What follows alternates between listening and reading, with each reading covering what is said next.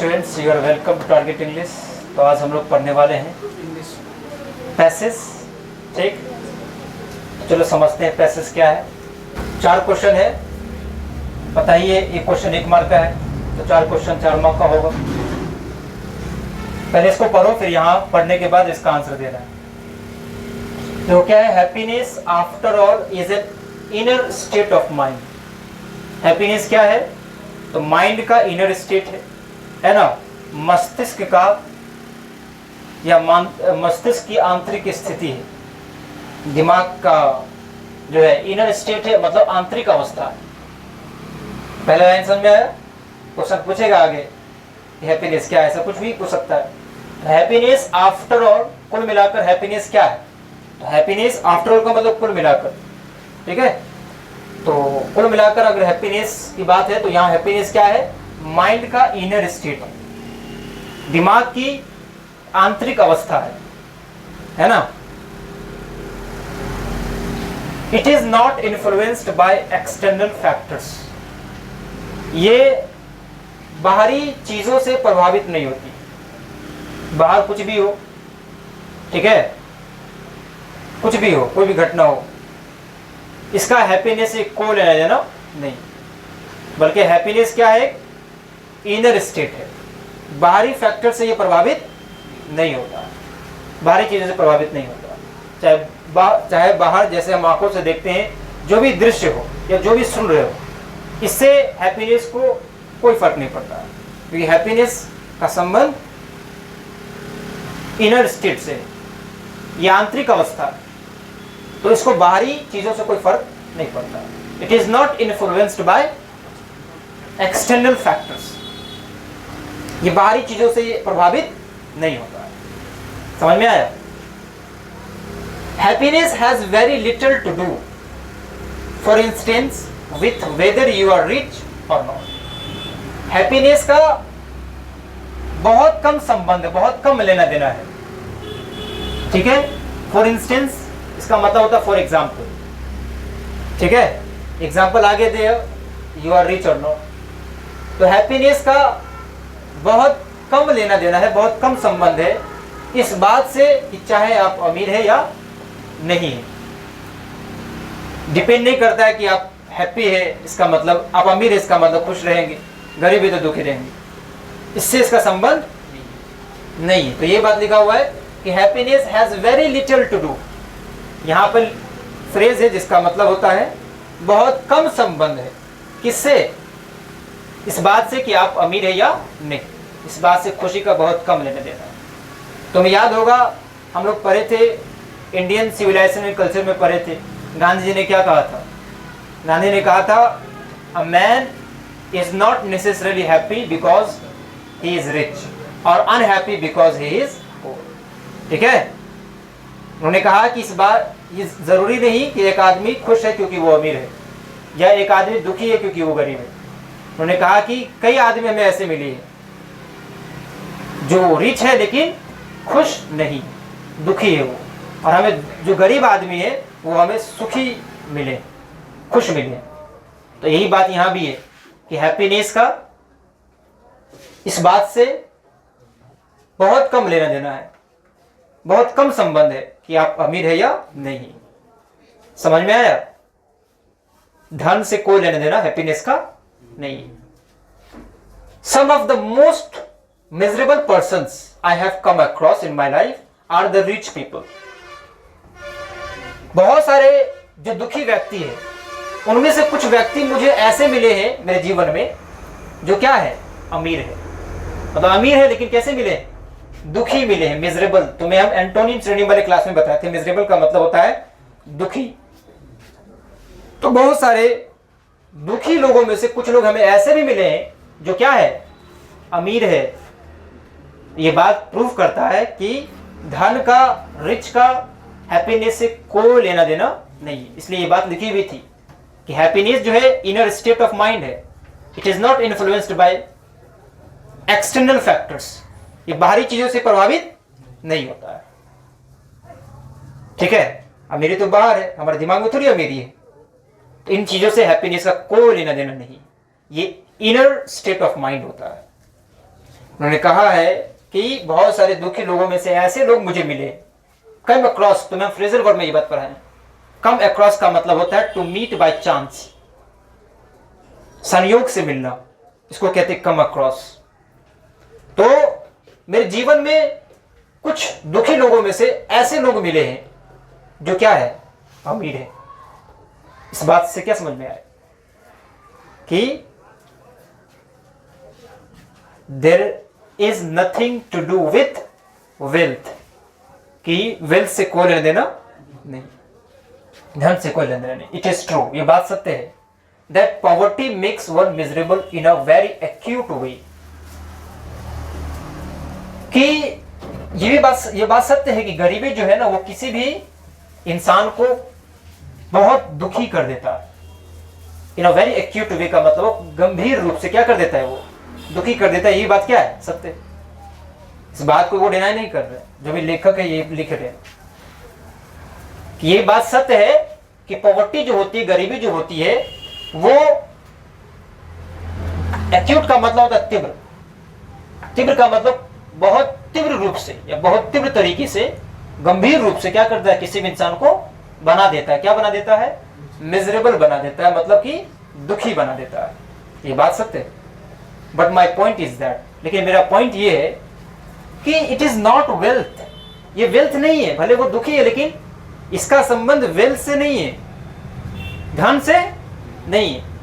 ये बात मानते हैं कि पॉवर्टी किसी भी इंसान को दुखी बना देता है, गंभीर रूप से दुखी बना देता है, दुखी कर देता है ना। लेकिन कहते हैं कि मेरा पॉइंट ये है कि ये वेल्थ नहीं है जिसकी वजह से वो दुखी, but coordination of one's thought and action, बल्कि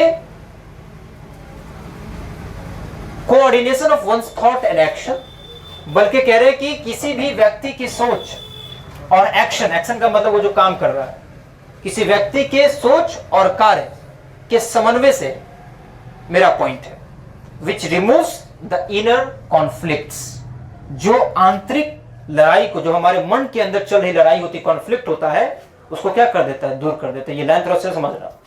यहां पर वो क्या कह रहे हैं, वो ये कह रहे हैं कि पॉवर्टी, सही बात है कि क्या करता है, किसी भी इंसान को क्या कर देता है, दुखी बना देता है ना, ये बात सत्य है। लेकिन मेरा पॉइंट ये है कि धन की वजह से नहीं होता है, क्योंकि हमने एग्जांपल पहले ऊपर दे दिया कि मैंने कई ऐसे लोग से मिला है जो दुखी है और वो क्या है, अमीर है। अमीर होते हुए भी क्या है, वो दुखी है ना। ये बात भी मानते हैं हम कि पॉवर्टी किसी भी व्यक्ति को जो है दुखी बनाता है, ये बात भी सत्य है।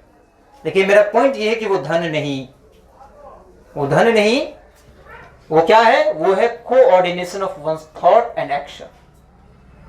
वो क्या है, coordination of one's thought. Coordination का मतलब होता है समन्वय। समन्वय का मतलब समझते हो, बैलेंस, दोनों में बैलेंस होना। किसी भी व्यक्ति की सोच और एक्शन मतलब कार्य के बीच समन्वय ही वो चीज है जिसके कारण व्यक्ति खुश होता है या दुखी होता है। समझ में आया बात? इट इज नॉट वेल्थ, वो वेल्थ नहीं है, वो क्या है, coordination of one's thought and action. वो व्यक्ति की सोच और एक्शन का क्या है, बैलेंस है। व्यक्ति जैसा सोचता है उनको फील भी वैसा ही होता है। एक कहानी बताए थे तुम्हें कि जैसा सोच वैसा मनुष्य, ये कहानी तुम्हें बताए होंगे कभी नहीं? एक व्यक्ति और सांप की कहानी बताए होंगे। तो व्यक्ति को लगा कि उनके पेट में सांप है, तब तक उन पर वो असर रहा। जब लगा कि आप सांप नहीं है तो उसका दर्द भी क्या हो गया। तो क्यों हुआ ऐसा? क्योंकि उन्होंने सोचा था, है ना। तो यहां यही बात है कि दुखी जो इंसान होता है वो किसकी वजह से, अपने सोच और एक्शन के समन्वय की वजह से। अगर उनका समन्वय ठीक है, बैलेंस ठीक है, कि जैसा वो सोचता है वैसा वो करता है, तो अगर अच्छा सोचेगा तो वो अच्छा करेगा, सोचेगा अच्छा करेगा बुरा, तो समन्वय है क्या? यहां पर कोऑर्डिनेशन नहीं है। तो यही मेन जो है मिजरेबल का कारण बनता है। इट कॉज मिजरेबल, दुख का कारण ये है। नॉट वेल्थ, धन नहीं, क्या है? Coordination of one's thought and action. It cause miserable, यही कारण है दुखी का, दुख का कारण। ये बात समझ में आई कि नहीं आई? अगर कोई व्यक्ति अपने सोच और एक्शन को कोऑर्डिनेट कर ले, बैलेंस कर ले, तो यही वो चीज है जो क्या करेगा? रिमूव कर देगा उनके इनर कॉन्फ्लिक्ट्स को, क्या कर देगा? रिमूव कर देगा। इनर कॉन्फ्लिक्ट्स का मतलब हुआ हमारे विचार, ठीक है, या हमारे अंदर जो चल रहा होता है। जैसे बाहर पैसा है हमारे पास, लेकिन फिर भी क्या है? दुखी है। इसका मतलब कि हमारे एक्शन और हमारे थॉट दोनों के बीच कोऑर्डिनेशन नहीं। और कोऑर्डिनेशन होगा तो हमारे अंदर जो ये चल रहा है, इनर पार्ट है ना, इनर स्टेट है हैप्पीनेस, तो इनर स्टेट जो है वो क्या हो जाएगा? ठीक हो जाएगा। वो अंदर जो कॉन्फ्लिक्ट चल रहा होता है हैप्पीनेस का और मिजरेबल का, अनहैप्पी का, ये सब क्या हो जाएगा? खत्म हो जाएगा। समझ में आया? इसके बाद है it is in that way, इस प्रकार integration of personality is achieved. इस प्रकार जो है व्यक्तित्व के इंटीग्रेशन को पाया जाता है, प्राप्त किया जाता है। अब ये मतलब समझो, इंटीग्रेशन ऑफ पर्सनालिटी। पर्सनालिटी का मतलब होता है हमारा व्यक्तित्व, है ना, how we look, how we think, है ना, यही क्या है? यही हमारी personality. What we speak and what we do, ये हमारी पर्सनालिटी। समझ में आया बात? किसी की पर्सनालिटी ये होगी, कहेगा कुछ करेगा कुछ, है ना, सोचेगा कुछ करेगा कुछ। तो ये सबकी अलग अलग पर्सनालिटी होती है ना। तो पर्सनालिटी का ये मतलब है। इसी प्रकार क्या किया जाता है? तो personality of integration of personality, व्यक्तित्व के इंटीग्रेशन को, बैलेंस को, समन्वय को, यहां भी इंटीग्रेशन का भी मतलब है। इस प्रकार व्यक्तित्व के इंटीग्रेशन को, बैलेंस को प्राप्त किया जाता है। इसका मतलब क्या हुआ कि हम में बैलेंस कब आएगा? जब हम एक्शन और थॉट दोनों के बीच क्या रखें? कोऑर्डिनेशन रखें। क्या रखें? कोऑर्डिनेशन। बैलेंस रखेंगे तब। ऐसा नहीं कहेंगे ईमानदारी अच्छी नीति है, लेकिन झूठ बोलेंगे। झूठ बोलना बुरी बात है, लेकिन झूठ बोलेंगे। सोच कुछ और रखकर, तो यहां एक्शन और थॉट दोनों में कोऑर्डिनेशन नहीं है, बैलेंस नहीं है यहां पर। तो यहां पर क्या होगा? इनर कॉन्फ्लिक्ट्स होगा। लेकिन अगर दोनों के बीच में कोऑर्डिनेशन हो जाता है तो इनर कॉन्फ्लिक्ट्स जो है नहीं होगा। यहां पर इंटीग्रेशन ऑफ पर्सनालिटी अचीव हो जाएगी। जो हमारा व्यक्तित्व है वो क्या हो जाएगा? अचीव हो जाएगा।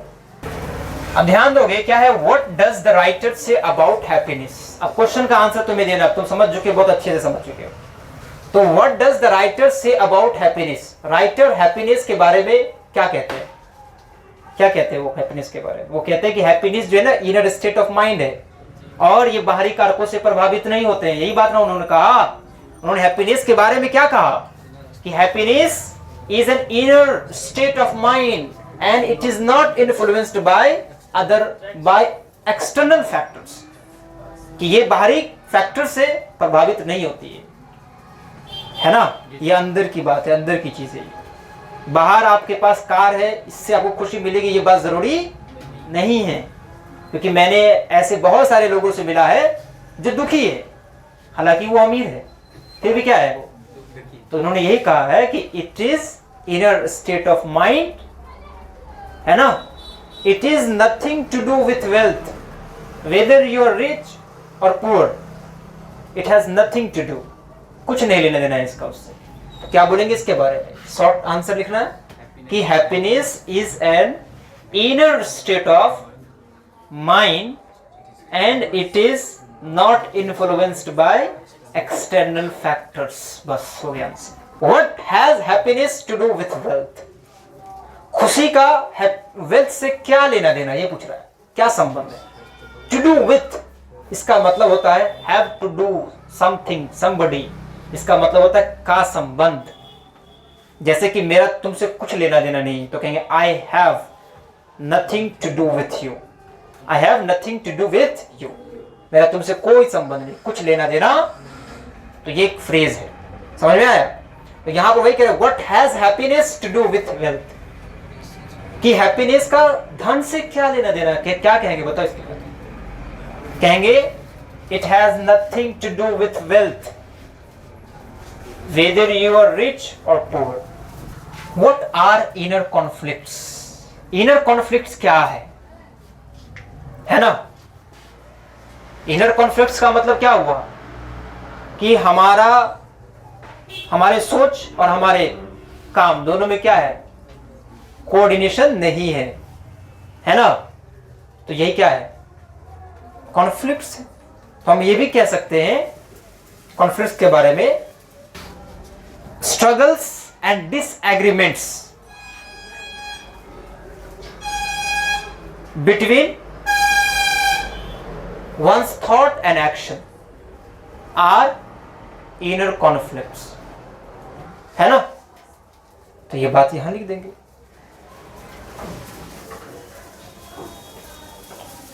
Not the coordination of one's thought and action are the inner conflicts। खत्म, ठीक है? चलो आगे देखो क्या है।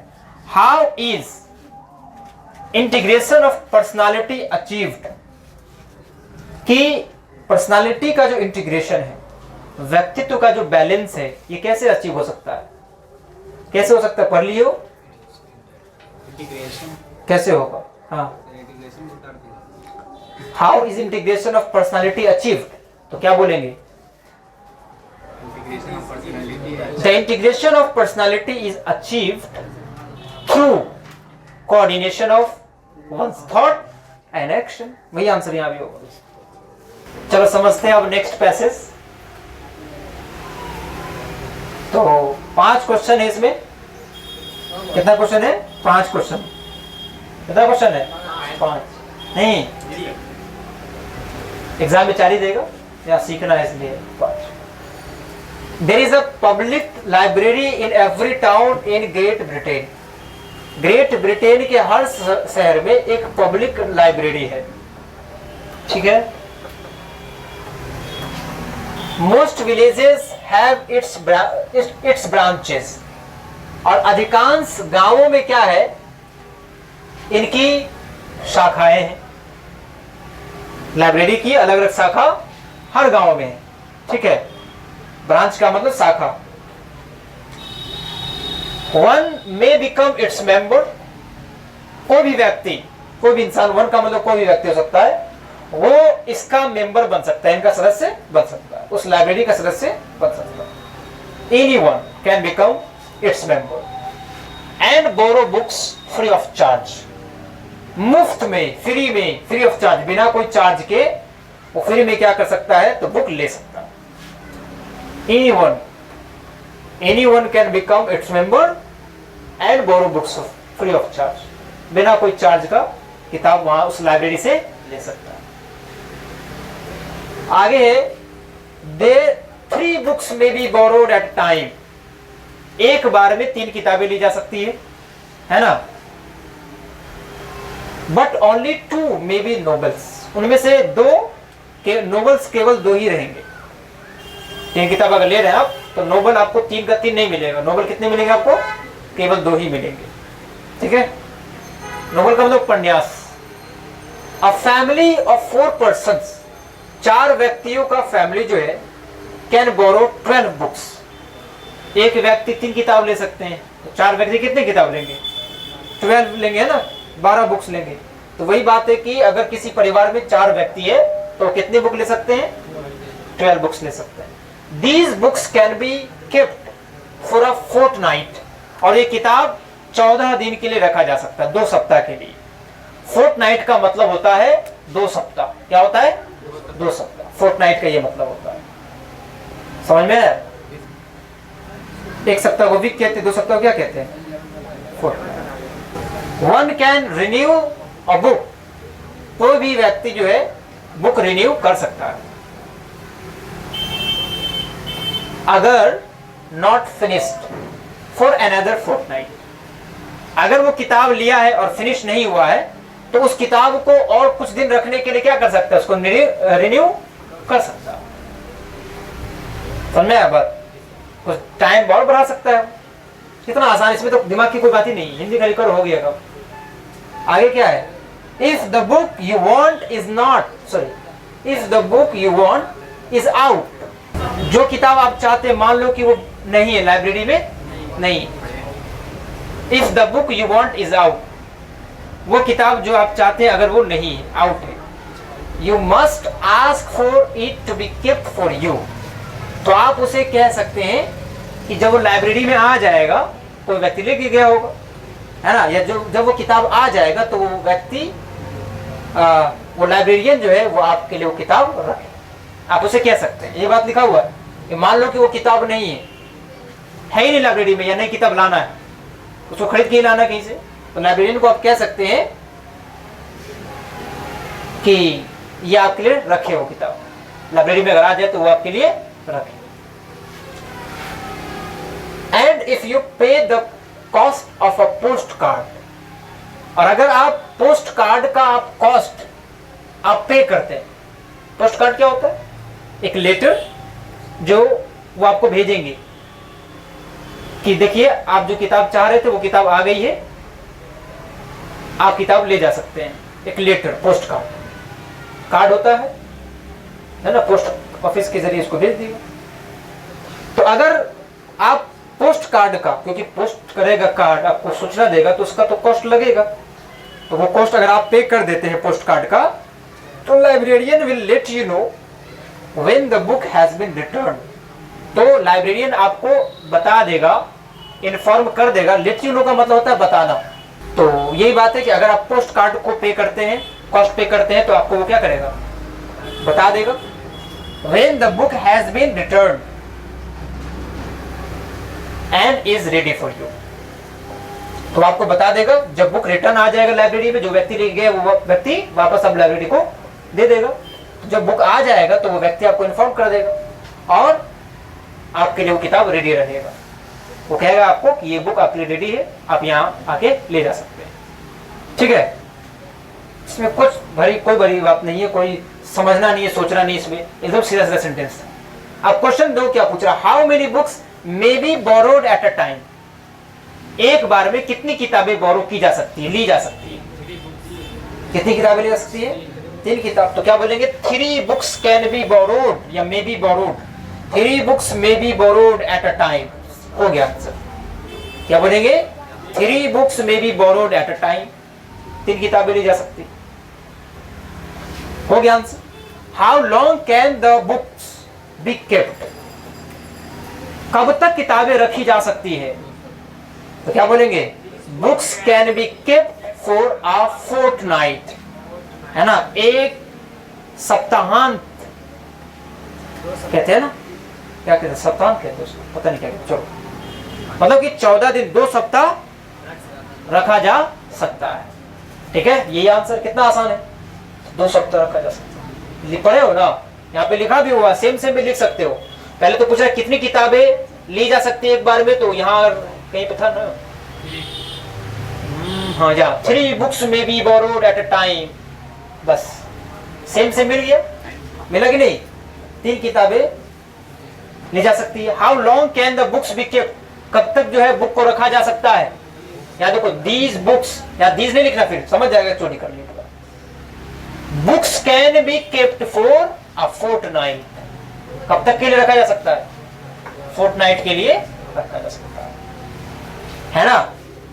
And if not finished you can renew it, और फिनिश नहीं हुआ तो आप क्या कर सकते हैं? इसको रिन्यू भी कर सकते हैं। बात ऐड करना है तो ऐड कर सकते हो। आगे क्या है? How much does it cost to borrow books from a public library in Great Britain. Great Britain में जो पब्लिक लाइब्रेरी है ना, सरकारी जो लाइब्रेरी है उस लाइब्रेरी से किताब खरीदने के लिए कितना कॉस्ट देना पड़ता है? तो कहेंगे कुछ नहीं, कुछ था। It costs nothing, it costs, इसको बनाना ना, तो कहेंगे इट कॉस्ट्स नथिंग, इसका कॉस्ट कुछ नहीं है, it costs nothing.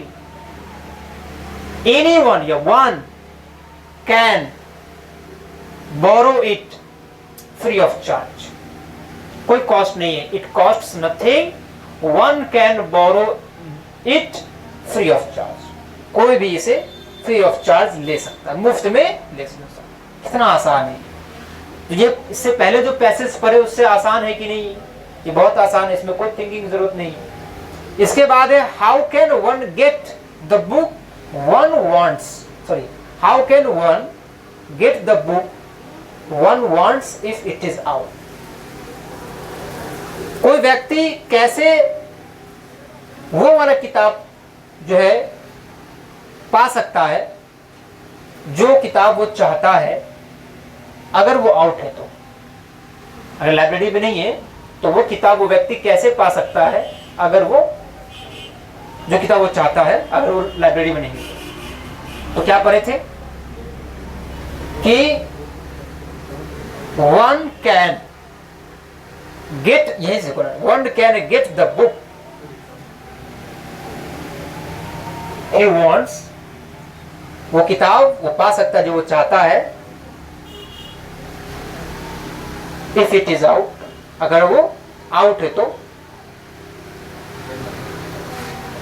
by asking for it to be kept, है ना, उसे रखने के लिए बोलकर वो किताब पा सकता है। And if he pays the cost of a postcard, then the librarian will let him know when the book has been returned। समझ में आया बात? तो आज के लिए इतना ही, मिलेंगे अब नेक्स्ट वीडियो में।